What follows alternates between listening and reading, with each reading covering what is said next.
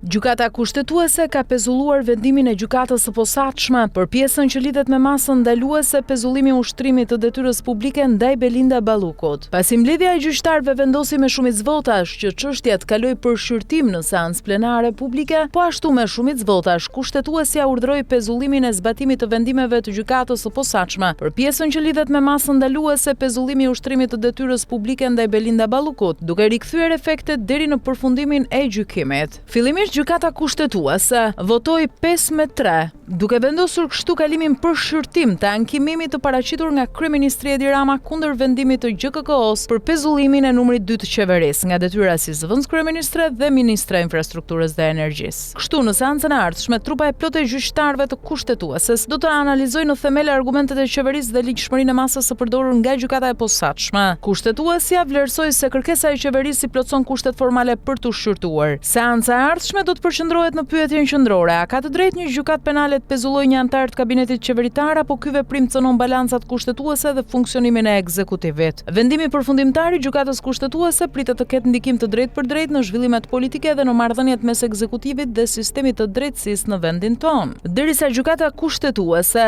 të jap verdiktin e saj final për këtë ankimim, Belinda Balluku është e lirë të ushtrojë zyrtarisht e plotësisht funksionet e saj si zëvendës kryeministre dhe ministra e infrastrukturës dhe energjetikës.